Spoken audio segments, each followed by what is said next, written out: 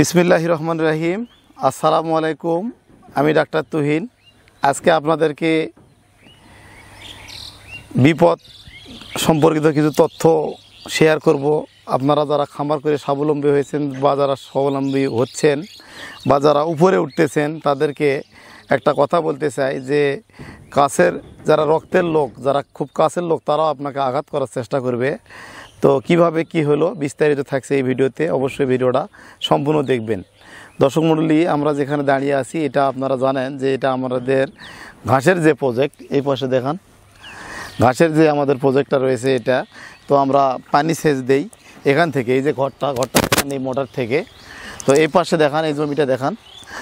তো দর্শক দেখেন, এই যে জমিটা আমাদের, এই জমিটা আমরা আবার ঘাস আমাদের সংকট হওয়ার কারণে এই জমিটা আমরা আবার মাটি ভরাট করলাম এবারে, যে এখানে আমরা ঘাস লাগাবো। তো ক্যামেরাটা ধীরে ধীরে ঘুরান। তো এই যে আমাদের ঘাসের জমিতে মাঝে মধ্যে কিন্তু সেচ দেওয়া লাগে বা পানি দিতে হয়। তো এই যে উদ্দেশ্য নিয়ে আমি আজকে ক্যামেরার সামনে আসলাম, বেশ কয়েকদিন যাবত ভিডিও তৈরি করা হয় না।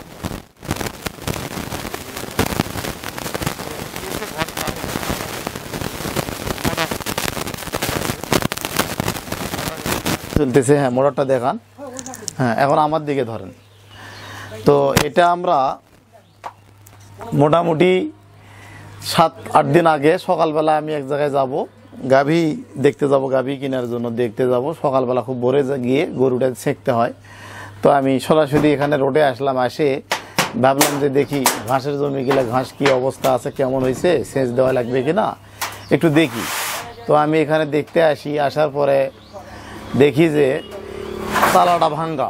তারপরে আস্তে আস্তে খুব অন্ধকার, খুব ভোরে আসলাম, কেউ নাই, লোকজন নাই। আসার পর দেখি যে মোটরটা চুরি হয়ে গেছে। তখন আমরা কি করলাম, আসে দেখি যে মোটরটা নিয়ে গেছে। পরে নতুন আর একটা মোটর নিয়ে আসলাম, এখানে বসাবো আমরা এই জন্য।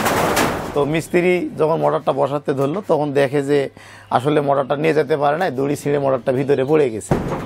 তো তখন আমরা মিস্ত্রিরা অনেক চেষ্টা করে মোটরটা তুলতে পারে নাই। তখন আমরা এক চাষা, তো উনি এখানে কূপ খুললো আর কি, কুয়া খুললো, প্রায় 30 ফিট খোঁড়ার পরে আমরা মোটরটা তুলতে সক্ষম হই। 7 দিন বা 6 দিন পরিশ্রম করার পর আমরা মোটরটা তুলি। মোটরটা তোলার পরে নতুন করে আমরা আবার সংযোগ দিয়ে সন্ধ্যার দিকে আমরা ঠিক করে রাখতে বাসায় যাই। রাত্রিবেলা আমার খামারের একটা ছেলেকে পাঠাই যে মোটরটা আজকে দেখার জন্য, যেন দেখে, আমরা পরের দিন রড দিয়ে ঢালাই দেব।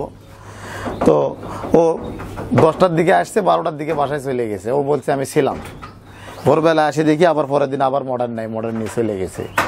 তো একটা কষ্ট করে মোটরটা আমরা তুললাম, তুলে আবার আমরা সেট করলাম। তারপর মোটরটা আবার আমাদের হারিয়ে গেল। তো একটা মানুষের পিছে লোক কতখানি লাগলে বা শত্রুতা করলে এই জিনিসটা করে। তো মোটরটা আবার দেখান। তো এই মোটরটা আমরা কালকে আবার একটা পুরাতন মোটর কিনে নিয়ে আসছি, নিয়ে এসে আবার আমরা বসাইছি। তো কালকে এটা ঢালাই দেবো, তো রড দিয়ে ঢালাই দেবো যাতে মোটরটা আমাদের হারে না যায়। এদিকে দেখান। তো এখন আমি যেটা চিন্তা ভাবনা করতেছি, এখানে আমরা খুব শীঘ্রই আরও একটা খামার শেড নির্মাণ করব। এতে করে এখানে আমরা লোকজন এখানে থাকবে, যাতে করে আমাদের জিনিসগুলো নিরাপত্তা থাকবে।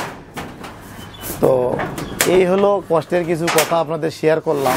এটা আপনারা যেহেতু আমাদের সাবস্ক্রাইবার, ভিউয়ার্স বা বন্ধু বান্ধব বা যারা আমাকে ভালোবাসেন, যারা আমার ভিডিওগুলো দেখেন, তাদের উদ্দেশ্যে এই ভিডিওটা আমি তৈরি করলাম। আপনারা আমার জন্য দোয়া করবেন। আর যারা খামার করেন অবশ্যই তাদেরকে বলবো আপনারা সতর্ক থাকবেন। আপনাদের জান মাল নিরাপত্তার দায়িত্ব আপনাদের, অবশ্যই নিরাপত্তা দেওয়ার চেষ্টা করবেন। আর বিষয় হচ্ছে কি, আপনি যখন ভালো কিছু করবেন তখন আপনার ভাই বলেন, বোন বলেন, আত্মীয় স্বজন বলেন বা পাড়া প্রতিবেশী বলেন, যারা ভাগী শরিক রয়েছে, অবশ্যই তারা ভাগী শরিক যারা, তারা আপনার রক্তের সম্পর্ক, যারা গোষ্ঠীর লোক, তারপরেও কিন্তু রক্তটা আপনার শত্রু হয়ে যাবে, এই কথাটা মাথায় রাখবেন। তো অবশ্যই ভালোভাবে সচেতন থাকবেন। সচেতনতামূলক একটা ভিডিও তৈরি করলাম আপনাদের মাঝে। সকলে ভালো থাকবেন, সুস্থ থাকবেন। আসসালামু আলাইকুম।